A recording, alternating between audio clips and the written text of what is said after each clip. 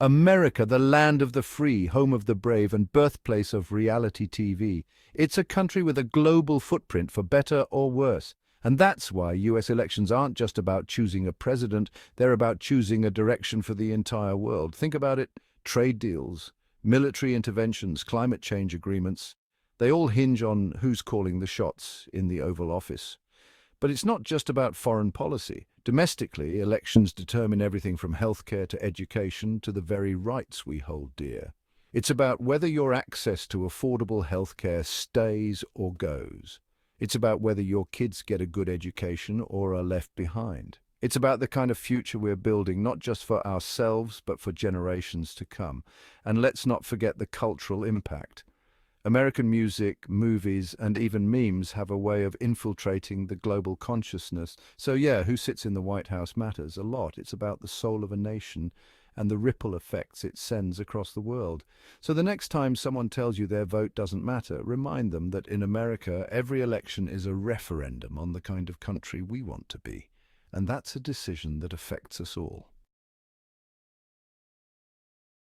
The President of the United States. It's a title that carries weight, both at home and abroad. The person who occupies the Oval Office holds the power to shape America's destiny, for better or worse. They are the commander-in-chief of the most powerful military in the world. They set the national agenda, shaping policy on everything from healthcare to immigration, and their words, their actions reverberate across the globe, influencing global events and shaping international relations. A new president brings new priorities, a new vision for America's role in the world. They appoint Supreme Court justices, shaping the legal landscape for decades to come. They negotiate trade deals impacting the global economy. They decide whether to engage in military action with life-altering consequences. The power of the presidency is immense. It's a responsibility that demands careful consideration from every voter. When we cast our ballots for president, we are not just choosing a leader, we are choosing a course for our nation. Now, let's talk about Congress, the other half of the US political equation. We've got the Senate representing states and the House of Representatives representing the people. They're like the two sides of the brain, supposed to work together but often end up butting heads.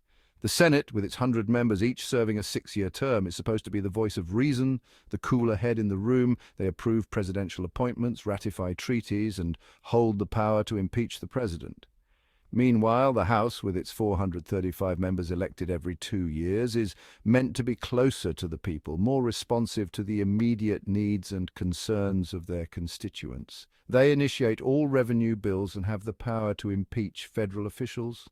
But here's the thing: Congress only works when it works together. When one party controls both houses, things can move quickly for better or worse. But when you have a divided Congress, with each party controlling one chamber, it becomes a delicate dance of compromise and gridlock. And that's why congressional elections matter. They determine which party controls each chamber and, ultimately, how effectively the government can function. Section 4. The Electoral College. A controversial kingmaker? The Electoral College. It's the system that decides who becomes the leader of the free world, and it's about as straightforward as a pretzel. Instead of a direct popular vote, we have this system where each state gets a certain number of electors based on its population. The candidate who wins the popular vote in a state generally gets all of that state's electoral votes. Now, in theory, it's supposed to give smaller states a voice and prevent candidates from focusing solely on densely populated areas. But in practice, it's led to situations where a candidate can win the popular vote but lose the election because they didn't win the right combination of states. The Electoral College has been a subject of debate for centuries, with critics arguing that it's undemocratic and undermines the principle of one person, one vote. Supporters, on the other hand, argue that it protects the interests of smaller states and prevents the tyranny of the majority. Whatever your stance, there's no denying that the Electoral College adds a layer of complexity and controversy to US presidential elections. Section 5. Your voice, your vote, the power of participation. Here's a radical idea. Your vote matters. I know it sounds obvious, but in an age of cynicism and apathy, it's easy to forget the power of showing up. In a democracy, the people hold the power, but that power only translates if we actually exercise it.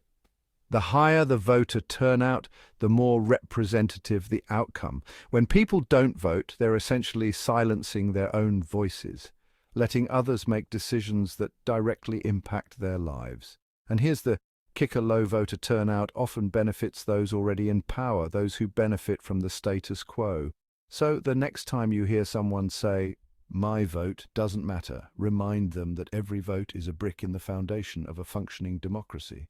It's about holding our leaders accountable, making our voices heard, and shaping the future we want to see. Don't let anyone tell you otherwise. Your voice matters, your vote matters. Or